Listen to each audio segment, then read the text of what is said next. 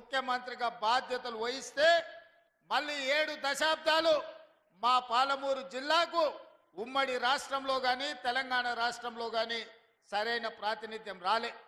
7 దశాబ్దాల తర్వాత ఈ పాలమూరు బిడ్డల ఆశీర్వాదం వల్ల మీరు అండగా నిలబడి 12 మంది పార్లమెంటు సభ్యులను గెలిపించి ఆశీర్వదించి నన్ను హైదరాబాద్కు పంపిస్తే తెలంగాణ రాష్ట్రానికి ముఖ్యమంత్రిగా మీ పాలమూరు బిడ్డ మీ సోదరుడు ఇవాళ ముఖ్యమంత్రి అయ్యి ఇవాళ మీ ముందు నిటారుగా నిలబడ్డాడు. మిత్రులారా, ఇవాళ ఆలోచన చేయండి. ఉమ్మడి రాష్ట్రంలో ఎంతో మంది పాలకులు వచ్చిండ్రు, ఎందరో ముఖ్యమంత్రులు అయినరు. ఎన్నిసార్లైనా మన పాలమూరు పేదరికాన్ని చూపించి ప్రపంచ దేశాలలో మార్కెటింగ్ చేసుకున్నారు తప్ప మన జిల్లాను అభివృద్ధి చేయలే.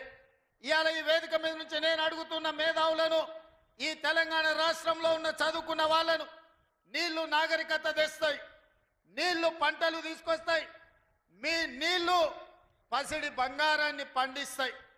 మరి నీళ్లు నాగరికతను తేవాల్సింది, పసిడి పంటలు పండించాల్సిన ఈ పాలమూరు జిల్లాలో కృష్ణానది జలాలు 811 టీఎంసీలు దశాబ్దాలుగా పారుతున్నా మాకెందుకు పసిడి పంటలు రాలేదు?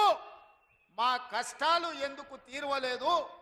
మా కన్నీళ్లు ఎందుకు తూడవలేదని నేను అడుగుతున్నా. ఈ పాలమూరు జిల్లా నాడు ఉమ్మడి రాష్ట్రంలో లేదా? ఈ పాలమూరు జిల్లా ఏర్పడ్డ తెలంగాణ రాష్ట్రంలో లేదా? ఈ పాలమూరు జిల్లా బీఆర్ఎస్ పార్టీకి ఓట్లు వేయలేదా? అంతెందుకు 2009లో నాడు చంద్రశేఖరరావు గారు కరీంనగర్ జిల్లా ప్రజలు తరుముతే భుజాన జోలె వేసుకొని జోలె పట్టుకొని పాలమూరు జిల్లాకు వచ్చి ఈ ప్రాంతంలో ప్రజల్ని అడుక్కుంటే నా పాలమూరు సోదరులు, మా సోదరి మనులు నీకు భిక్ష పెట్టినరు. నీ బొంతలో భిక్ష వేసి పార్లమెంటు సభ్యుని చేసి ఢిల్లీకి పంపిస్తే నువ్వు పార్లమెంటు సభ్యుడిగా పదవిని ఎలగబెట్టినావు. సోనియమ్మ తెలంగాణ రాష్ట్రం ఇస్తే నువ్వు తెచ్చినా అని గొప్పలు చెప్పుకున్నావు. ఆనాడు పాలమూరు జిల్లాను దత్తత తీసుకుంటున్నావు. తెలంగాణ రాష్ట్రం వస్తే పాలమూరు బాగుపడుతుందన్నావు. వలసలు ఆగిపోతాయన్నావు. మా కన్నీళ్లు తూడుస్తా అన్నావు. మా ప్రాజెక్టులు పూర్తి చేస్తా అని మాటిచ్చినావు. నేను ఇవాళ అడుగుతున్న వేదిక మీద నుంచి 10 సంవత్సరాలు ముఖ్యమంత్రిగా ఉన్న చంద్రశేఖరరావు గారు 2009లో మేము హక్కున చేర్చుకొని మా కడుపులో పెట్టుకొని చూసుకుంటే, మేము భుజాల మీద పెట్టి మోసుకుంటే, పాలమూరులో ఊరు లేకపోయినా, పార్లమెంటులో నీకు నోరు రాకపోయినా, మేము ఎంపీగా గెలిపిస్తే, మేము భిక్ష పెడితే నువ్వు ఆనాడు ఎంపీ అయినావు. ఆ సంగతి మర్చిపోకు. మరి 10 సంవత్సరాలు ముఖ్యమంత్రిగా ఉన్న నువ్వు మా ప్రాజెక్టులను ఎందుకు పూర్తి చేయలేదని నేను అడుగుతున్నా.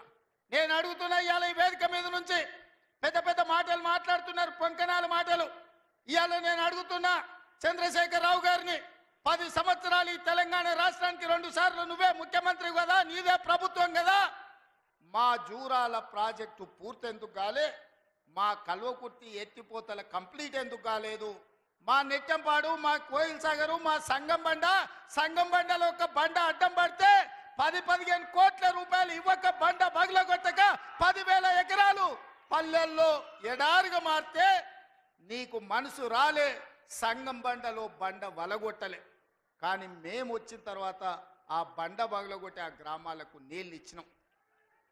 ఇవాళ కోయిల్ సాగర్, ఇవాళ మీ ఆర్టీఎస్, ఇవాళ ఈ ప్రాంతంలో ఉండే ఏ ప్రాజెక్ట్ అయినా ఎందుకు 10 ఏళ్లలో పూర్తి చేయలే?